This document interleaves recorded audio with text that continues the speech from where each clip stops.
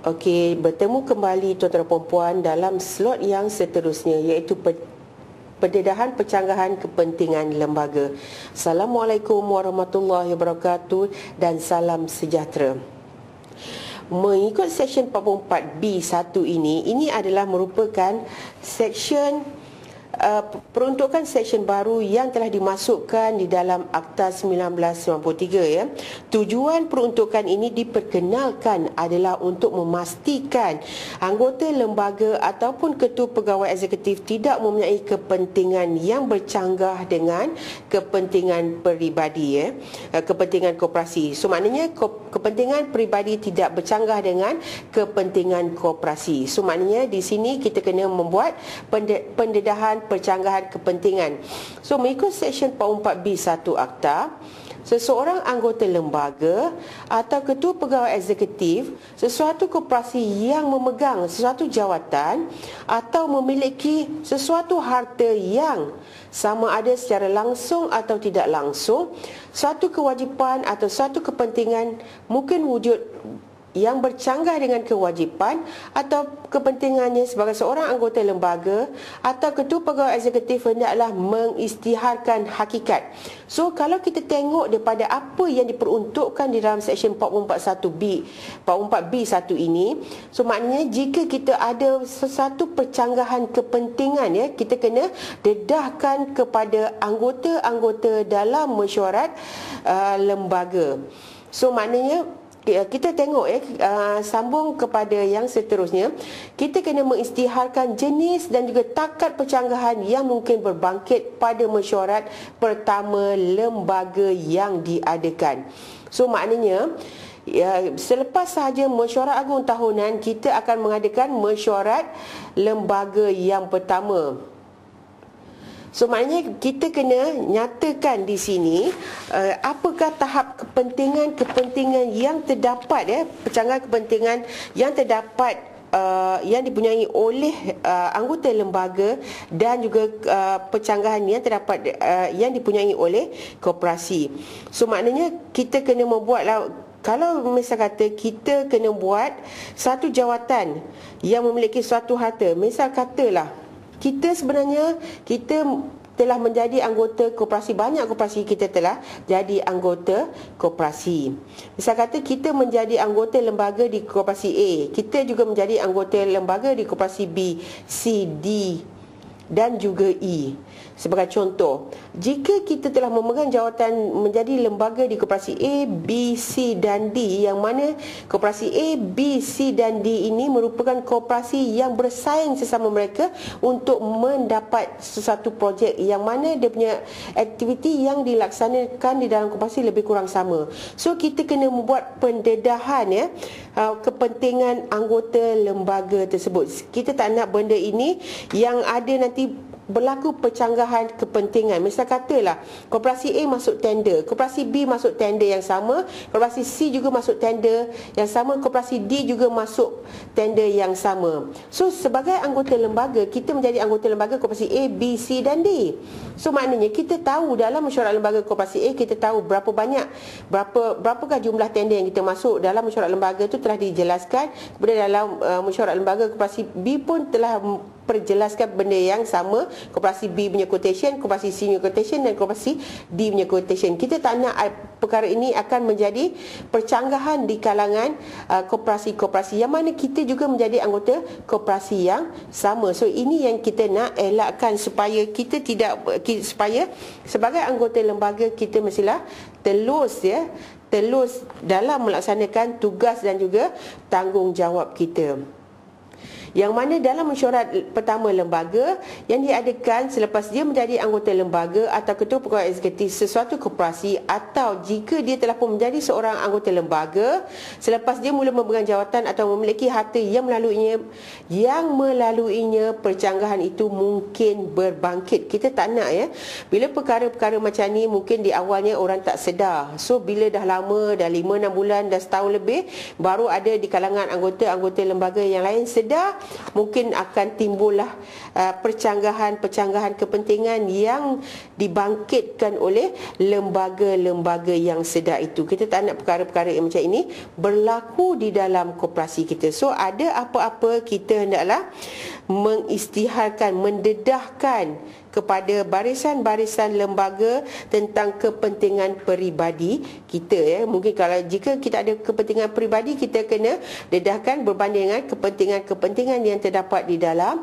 koperasi kita, ya. Kita kena tahu, ya, tuan-tuan dan puan-puan, mengikut Seksyen 44B2 Akta, mana-mana anggota lembaga ataupun ketua pegawai eksekutif sesuatu koperasi yang tidak mematuhi subsection 1 melakukan kesalahan dan boleh apabila disabitkan didenda tidak melebihi RM500,000 atau dipenjarakan selama tempoh tidak melebihi 6 bulan atau kedua-duanya. So kita dah tahu tadi dalam Seksyen 44A1 kita kena isytiharkan kita punya percanggahan kepentingan dalam urusan pembiayaan dan kemudahan kredit. Dalam Seksyen 44B ni kita kena dedahkan percanggahan kepentingan oleh anggota lembaga koperasi, ya. So dalam Seksyen 44A dan juga 44B ini adalah pendedahan segala pendedahan tentang kepentingan pembiayaan Islam dan pendedahan percanggahan kepentingan yang mana dendanya adalah sama, tidak melebihi RM500,000 atau dipenjarakan selama tempoh tidak melebihi 6 bulan atau kedua-duanya sekali. So sebagai anggota lembaga, tuan-tuan dan puan-puan perlulah membuat pendedahan percanggahan kepentingan ini. Kalau jika ada, kita kena declare, kita kena beritahu dalam mesyuarat lembaga. So maknanya kalau misal katalah perkara tersebut dah berlaku selama tempoh setahun, apa salahnya dalam mesyuarat lembaga yang akan datang kita kena declare, kita kena beritahu kepada anggota-anggota yang lain supaya perkara ini dapat diambil perhatian oleh anggota-anggota yang lain, supaya kita sebagai anggota lembaga ini adalah telus dan tidak mempunyai apa-apa percanggahan dan tidak mempunyai apa-apa kepentingan di dalam koperasi, sama ada kepentingan untuk diri kita sendiri ataupun kepentingan peribadi kita ataupun atas percanggahan kepentingan dengan koperasi. So tuan-tuan dan puan-puan, kita kena declare apa-apa saja yang ada di dalam yang mungkin boleh menimbulkan percanggahan. Kita kena beritahu dengan anggota-anggota di dalam mesyuarat lembaga, anggota-anggota di dalam mesyuarat lembaga, ya. Yang misal kata kita ada kepentingan, misal kata anak kita nak menghantar permohonan untuk menjadi pengurus di koperasi. So maknanya bila kita dah tahu anak kita membuat permohonan untuk menjadi pengurus, dan kita kena declare, kita kena beritahu dalam mesyuarat lembaga bahawa anak kita ada memohon jawatan sebagai pengurus koperasi. Biarlah barisan-barisan lembaga yang lain itu untuk memutuskan sama ada kita nak terima ataupun tidak, ya, permohonan tersebut, sama ada anggota lembaga itu nak terima ataupun tak permohonan yang dibuat oleh anak kita. So maknanya kita kena jelas dan nyata di sini, yang mana bila kita ada apa-apa percanggahan kepentingan kita beritahu, dan biarlah mesyuarat lembaga yang memutuskan tentang percanggahan kepentingan kita. Misal kata anak kita di kalangan pemohon jawatan pengurus itu, anak kita ni adalah seorang yang pintar, yang bijak, yang boleh dia ada talent untuk menjadi pengurus koperasi, maka dia diambil, dan itu adalah bukan menjadi kesalahan kita sebab kita telah membuat pendedahan terlebih dahulu kepada barisan lembaga. So maknanya apa-apa kita telah beritahu kepada lembaga. So itu yang kita kena jelas, ya. Dan lagi satu, dalam kes-kes ini, misal katalah kita ada, misal kata kita ada harta untuk Seksyen 44A tadi, misal kata kita ada harta, kemudian contohnya kita ada lori, dan koperasi kita telah membuat satu aktiviti penjualan mi.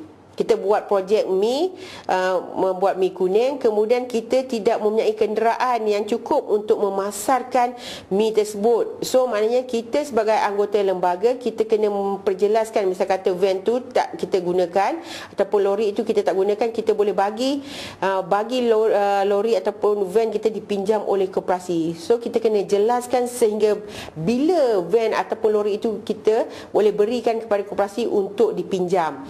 Sebagai contoh, jika misal kata kita nak